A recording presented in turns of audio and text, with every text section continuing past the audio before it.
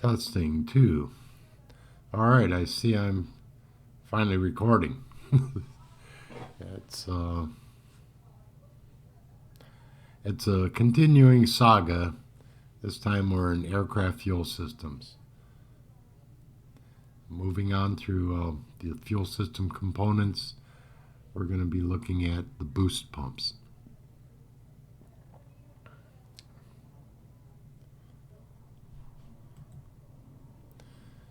Boost pumps provide a positive pressure to the inlet side of the engine drive pump and must be available for starting, takeoff, landing, and high-altitude operations.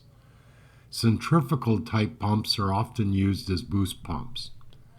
These units pressurize the fuel by drawing it into the center of a centrifugal impeller and expelling it at the outer edge. They are generally inside or adjacent to the fuel tank. When the entire unit is inside the tank, it's called a submerged pump. All right, so what do we take from this? Boost pumps are of the centrifugal type, are the most common. There's an impeller that's basically spinning. I can see the pump side here of the motor. It would be attached to an impeller, which is spinning and drawing fuel, either depending on which side the impeller is set, it's drawing fuel and moving it through a line. Fuel boost pumps are operated A, to provide a positive flow of fuel to the engine, B, primarily for fuel transfer, or C, automatically from fuel pressure. All right, there's no automatic operation. You either turn your fuel boost pumps on or off. Primarily for fuel transfer, it is used for that, but not primarily. So the only one that's left is the one that is its primary purpose, to provide a positive flow of fuel to the engine. A. For engine starting, takeoff, landing, and other uses. We did talk about that impeller. It would be at the bottom of the pump motor. So the impeller, where are they showing it? Here or here? I can't quite tell by this diagram here, but it's probably down here in this casing.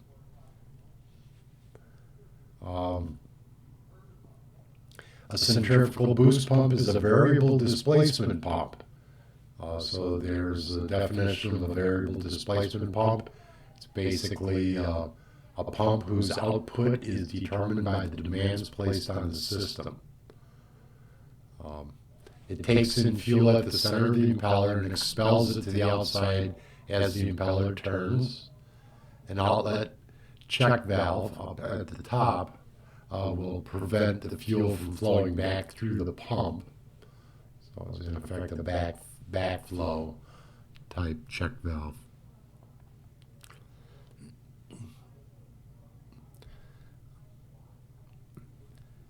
Outside mounted centrifugal boost pumps have a small agitator built into the impeller that agitates the fuel before it enters the pump impeller. This causes the pump to release much of its vapors before it enters the fuel lines. Centrifugal fuel pumps located in fuel tanks ensure positive pressure throughout the fuel system irregardless of temperature, altitude, or flight attitude, thus preventing vapor lock. What is used in many aircraft to prevent bubbles in the fuel as it leaves the tank when atmospheric pressure is lower than fuel vapor pressure? Okay, what do you use the bubble part?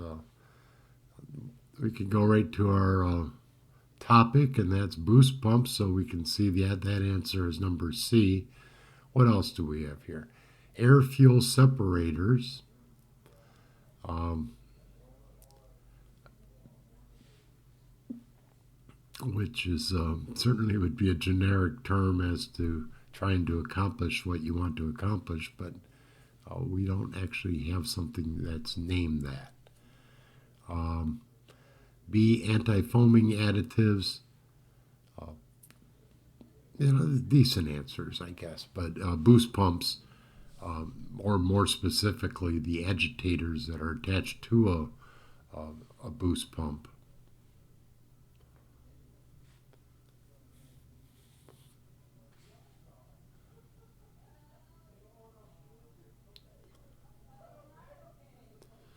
Most of the larger aircraft that operate at high altitude use centrifugal boost pumps in the fuel tanks. These pumps supply fuel under positive pressure to the inlet of the engine-driven fuel pumps under conditions where the ambient pressure is too low to ensure a positive supply. Operation of the pump at high altitude suppresses the formation of vapor in the system and prevents engine-driven pump cavitation.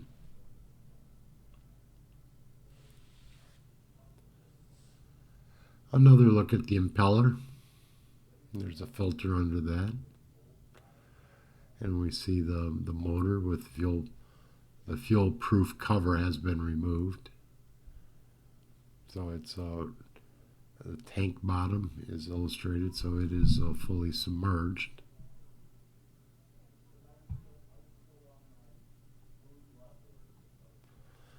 Why are centrifugal type boost pumps used in fuel systems of aircraft operating at high altitude? Why? A, because they are positive displacement pumps. B, to supply fuel under pressure to engine-driven pumps. Or C, to prevent cooling air to circulate around the motor. All right, so basically we see our centrifugal type boost pump in the question. We know that that is not a positive displacement pump. It's a variable displacement pump.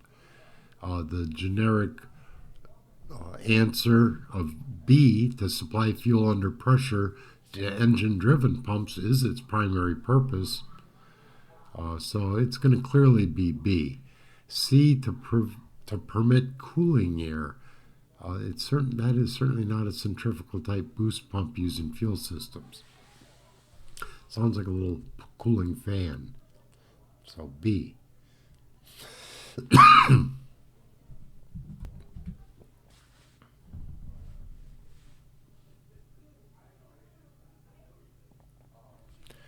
To prevent vapor lock in fuel lines at high altitude, some aircraft are equipped with what? We can see our answer already as C, booster pumps. It's a variation of what we've already saw. To prevent vapor lock, some aircraft that operate at high altitude are equipped with, certainly the answer is booster pumps, vapor separators, or direct injection type carburetors. Not terrible answers, but not what we're looking for. Vapor lock in the fuel lines. See, like the carburetors, that wouldn't really help in the fuel lines. And so it is booster pumps. That is why we equipped aircraft that operate at high altitudes. It's a way of holding a positive pressure on a fuel in the line between the tank and the engine-driven fuel pump. So you can, in effect, you're forcing the fuel into the engine. Coaxing it, I suppose, would be a better word. And you do that with a little bit of pressure, kind of moving into that. That's another function of a boost pump, is to keep a little bit of pressure in the lines. So that prevents vapor lock at high altitude, The pressure produced by a single-speed centrifugal fuel pump is determined by the pump's design and its internal clearances and characteristics. So there's not going to be a pressure adjustment on it. It's just how it is built. And the size of the impeller, I suppose, would be the main factor. Any of the tiny vapor bubbles that form in the fuel are forced to coalesce into larger bubbles and rise to the top of the tank rather than enter the fuel line. So, a little description of what the booster pump does.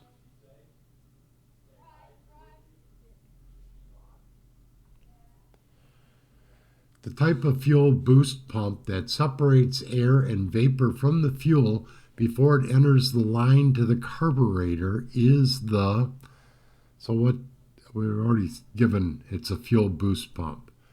So what type is a fuel boost pump?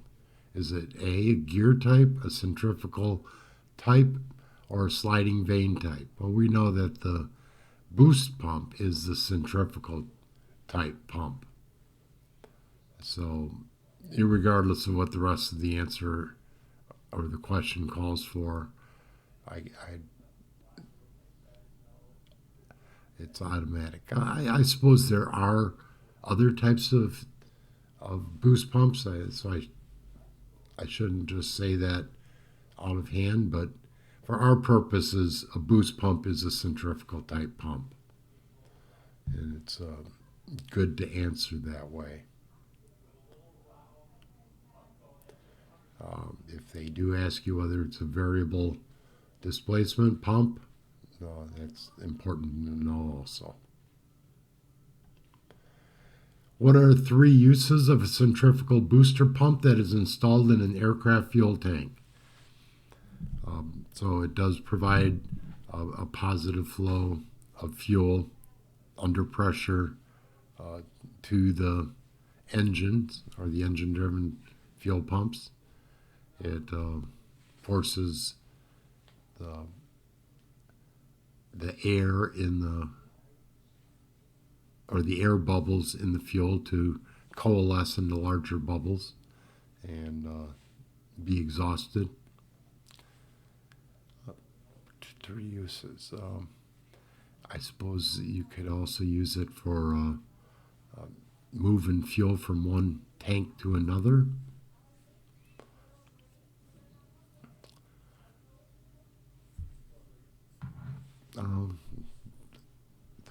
That should be plenty.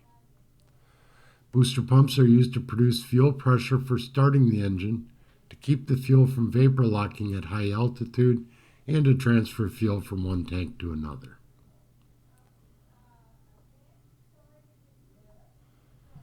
How is the outlet fuel pressure regulated on a submerged single-speed centrifugal type fuel pump? The short answer is that it isn't. Is it A, by the engine-driven pumps design and internal clearance, or C, by the pumps design and internal clearances? Basically, since we're talking about a submerged centrifugal type fuel pump, we're on the alert that that is a fuel pump that's in the fuel tank, and that it is a boost pump, and it is not an engine-driven pump. So between A and C, you get rid of A, which is good enough for the final answer, but just to discount B by the first check valve downstream from the pump. All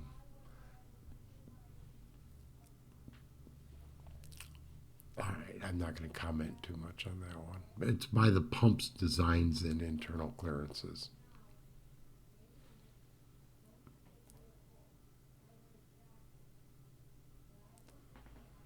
A centrifugal boost pump is a variable displacement pump, and it does not require a relief valve. Its output pressure is determined by the impeller speed and the internal impeller clearances. At Right is an early Cessna 310 Lear fuel boost pump. Seems like we have plenty of figures relating to boost pumps, so there's no shortage of examples. True or false? A fuel pressure relief valve is required on an aircraft centrifugal fuel boost pump. So do you need a fuel pressure relief valve on a boost pump? You do not.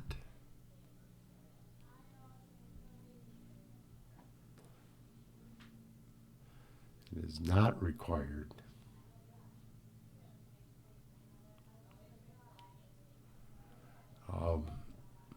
Now there are engine-driven fuel pumps, which we don't cover too much because it's there's a little bit of a division right here between Airframe and power plant, and power plant does have a fuel systems component to it, which would cover the engine-driven fuel pump. But as a quick little difference from what we've already been studying is it is a constant displacement pump or a positive displacement pump, basically, as opposed to what we've been dealing with, the variable displacement pumps. This is one that will move a set amount of fluid per turn of the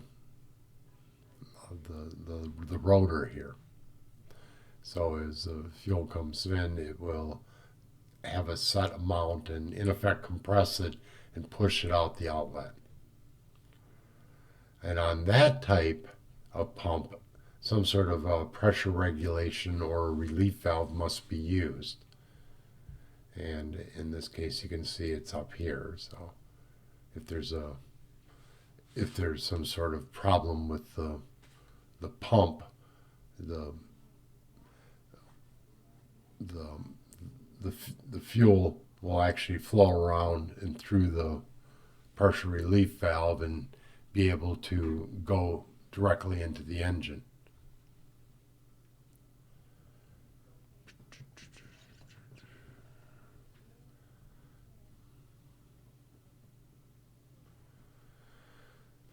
Basically, in this case, you can see it's steel vanes. Basically, they ride on a surface. You'd be better to look at an animation as to how the fluid is actually pushed through with a vane pipe.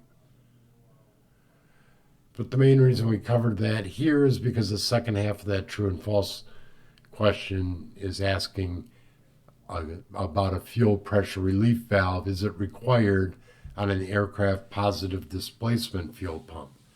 So the first part of the true false was that no, pressure relief valve is not required for a centrifugal type boost pump. But now how about, is it required for a positive displacement fuel pump? Well, this one it is.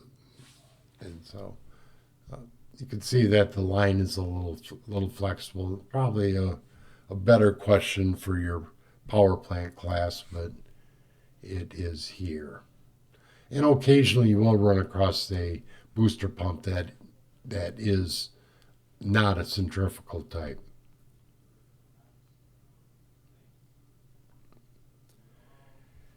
All right, so I should have flipped to this.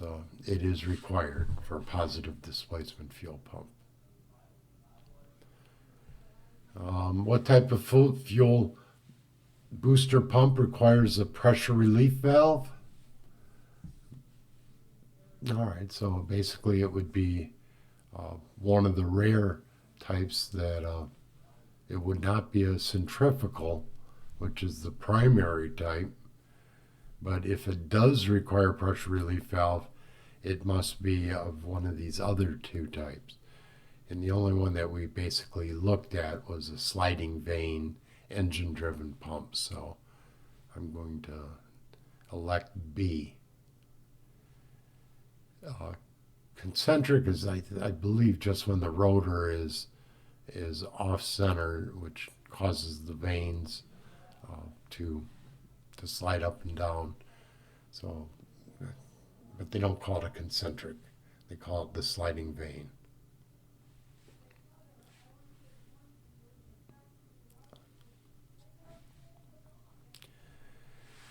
Compensated fuel pump.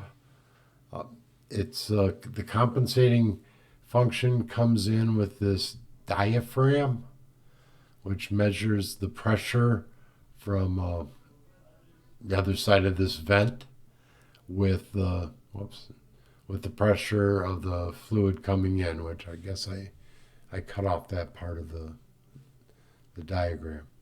So it's basically this diaphragm on the top. So if the air pressure is greater down here, it's going to in effect push the little valve open so that fluid can flow into the darker area. Um,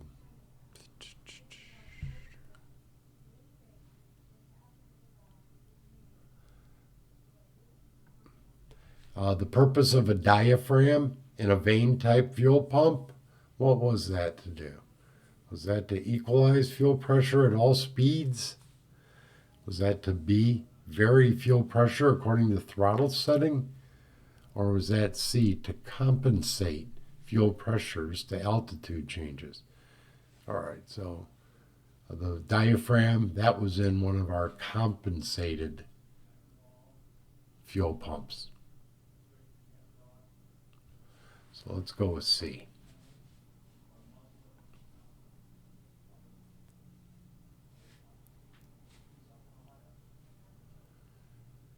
Which is nice because it can then maintain the fuel pressure a constant amount above the pressure of the ambient air.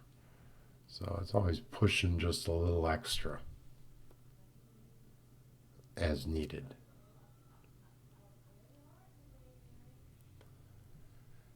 Okay, take a quick look at section 23 about fuel system components under fuel pumps. A, main pumps. For main pumps, the following apply. For reciprocating engines, installations having fuel pumps to supply fuel to the engine, at least one pump for each engine must be directly driven by the engine and must meet 23.955 we see below is about fuel flow. This pump is a main pump. And I don't show it, but I can imagine number 2 would be for turbine engines. There'd be a similar requirement. But for reciprocating engines, this is the part 23 requirement. And it is attached directly to the engine. Accessory case. How many engine-driven fuel pumps per engine are required for engines requiring fuel pumps? Do you remember the rule? Is it A, 2 engines can share one fuel pump? No. Was it B, 1 fuel pump for each engine? Yes. Or C, 2 fuel pumps for each engine? I could see where someone would think that the regulation might require redundancy, but it does not. So it's 1 fuel pump for each engine.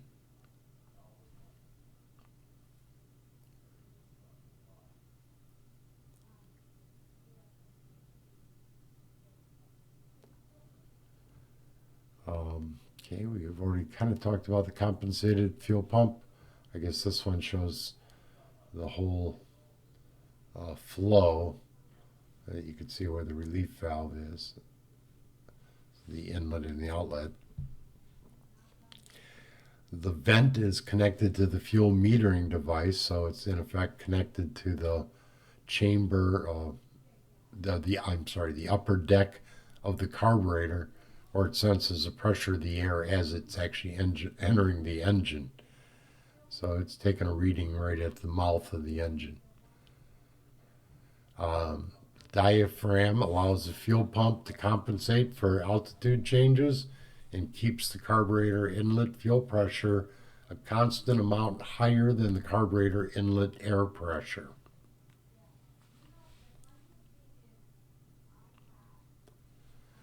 What is meant by a compensated engine-driven fuel pump? Uh, a variety of answers. Basically, it is a fuel pump that has a diaphragm in it, which is connected to the fuel metering device, which assures a positive flow because of the pressure differential, a positive flow of fuel to the engine.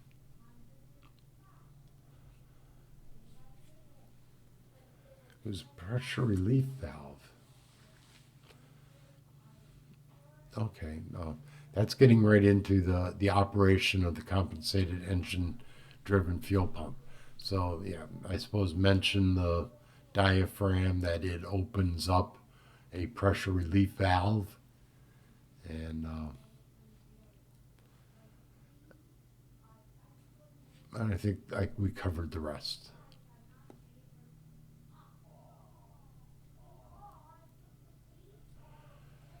Um, there's usually a bypass valve, especially uh, with a vane pump. Let's say all of a sudden this stops turning, the engine stops turning it, or whatever reason, it jams up or something and it stops turning. You don't want it to actually work as a block from having the fuel otherwise reach the engine. There is still fuel coming in under pressure from the boost pumps, so you want that fuel to basically push through and get to the pump outlet, and that's called a bypass valve. I know it looks a lot like the pressure relief valve, but basically what its purpose is for. Why do engine-driven fuel pumps have a bypass valve in them? Uh, Basically, just what we outlined. In the event that there's some sort of failure in the engine-driven fuel pump, that fuel will still flow from the pressure that's already on it from the boost pumps.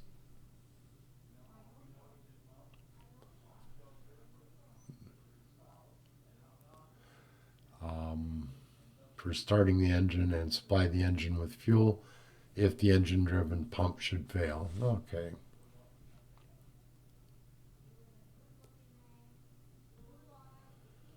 Take a quick little review. Got a few minutes left here, so let me see if I can dive into some additional questions that have been published. A little something about a hand operated fuel pump. They're often referred to as wobble pumps. The name comes from the method of operation of one of the early types of the hand pumps. They can be used to back up an engine driven pump and for transferring fuel from one tank to another. They're double acting pumps that deliver fuel with each stroke of the pump handle. So if you're going up or down, you're going to actually cause the fuel to go from the in to the out. They're essentially vane type pumps that have bored passages in the center of the pump, allowing a back and forth motion to pump rather than a full revolution of the vanes. I suppose it makes sense because there are little gates here which could be interpreted as vanes.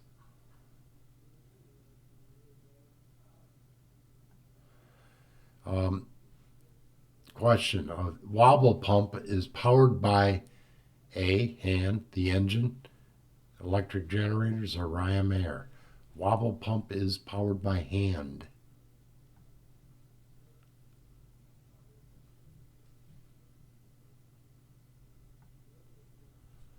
Ejector pumps. Some aircraft use ejector pumps to help ensure that the liquid fuel is always at the inlet of the pump. A relatively small diameter line circulates pump outflow back into the section of the tank where the pump is located. The fuel is directed through a venturi that is part of the ejector. As the fuel rushes through the venturi, low pressure is formed. Together with baffled check valves, ejector pumps keep a positive head of fuel at the inlet of the pump. So, the ejector pump is basically a venturi. You can see the widening and the opening of the line. And it helps direct the flow of fuel in the fuel tank, keeping it more on the boost pump side as opposed to way out here in the hinterland. This type of pump uses a venturi to help ensure that liquid fuel is always available to the inlet of the fuel pump. What were those called? Those are called ejector pumps.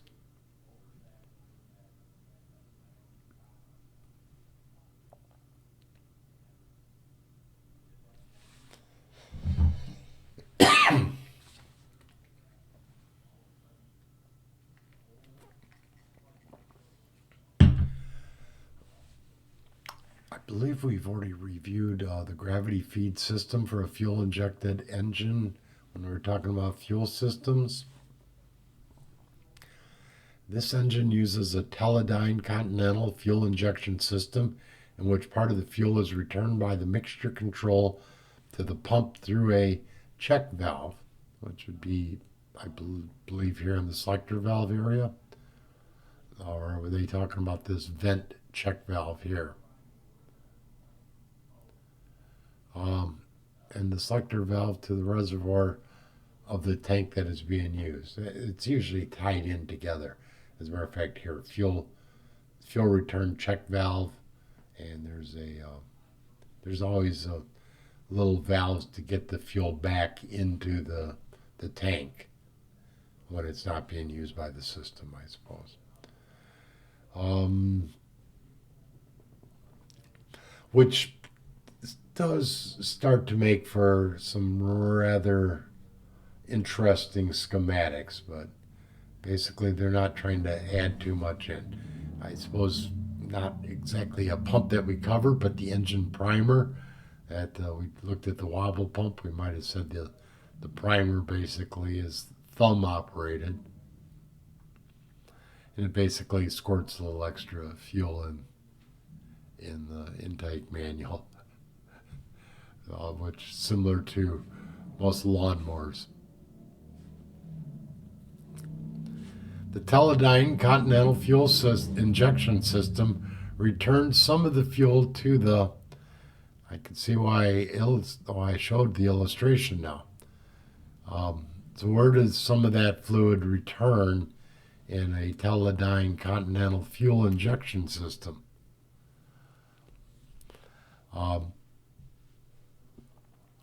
Basically, we would want to return the fuel eventually to the fuel tank that is in use. So I'm not going to overthink it too much.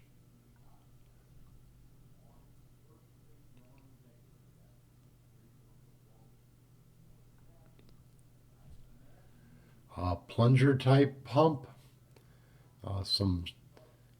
Many smaller general aviation aircraft use a plunger type auxiliary fuel pump, such as the one showed in the illustration. They're installed in parallel with the diaphragm type engine driven pump. These simple single acting pumps have a steel plunger that is moved on its return stroke. It's downward as shown, and it's by an electromagnetic coil, and on its pumping stroke by a calibrated spring. So basically you have a little ball that's riding on its seat, and there's a spring that allows it to open up a pre-designated amount to allow fuel to flow. And and it's a plunger type, which you can imagine a regular plunger type air pump.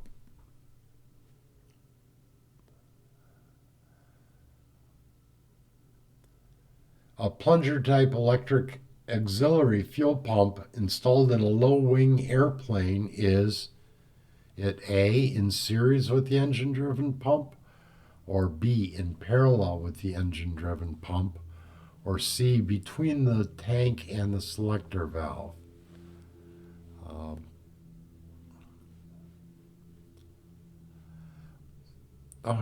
Interesting. We just covered it though, so it was ideally you would want something in parallel so that it can supply or both can supply. So I'm going to go with parallel.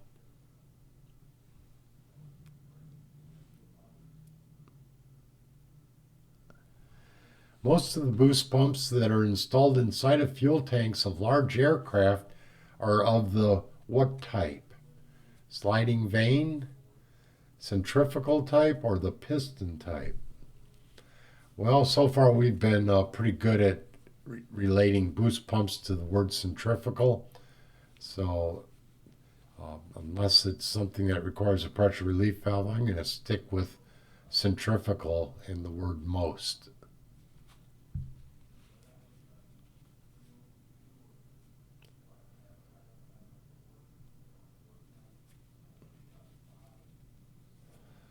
Here's the word most again. Most of the engine-driven fuel pumps that are used on larger reciprocating engine-powered aircraft are of the. Now this is engine-driven fuel pump, so it's not going to be centrifugal. Luckily, they're not even giving us that option. Uh, so this is something that I don't believe that we've covered this, but we did see the one engine driven fuel pump, which was a sliding vane type. I'm not sure if that is most, but larger reciprocating engine, I would say it is most of the larger recips. So sliding vane.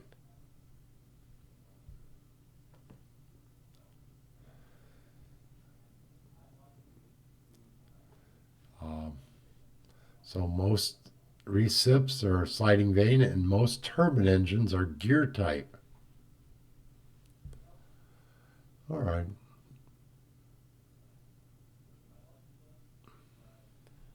A turbine engine fuel pump. Well, we just saw they kind of like to use the gear type, and we can see the gears right here. And I think the point is here, if you're going to lock some gears into each other, if one part gives, you're going to want this to actually break loose or shear so that you don't actually use, it's not going to block the system. Um, high pressure, fuel pressure, the high fuel pressure required by turbine engines makes gears or piston pumps the most widely used. One is a constant displacement high pressure pump with two gear type pump elements.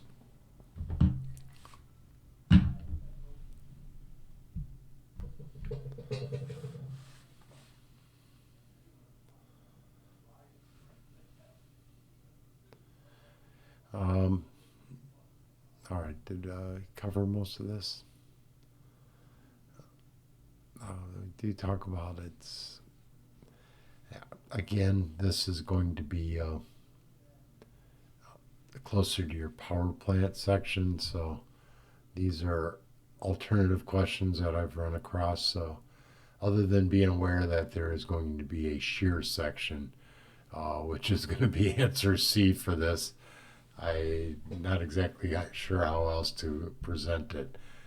But turbine engine fuel pumps are fitted with safety devices that prevent the pump damaging the engine if they should seize. And so, what are these? These are the shear sections. All right, so that's where it is. The engine side, the engine's kind of running this gear here, but if this seizes, you don't want it to stop the engine. So if this seizes it, the engine will continue and just snap it at the shear spot.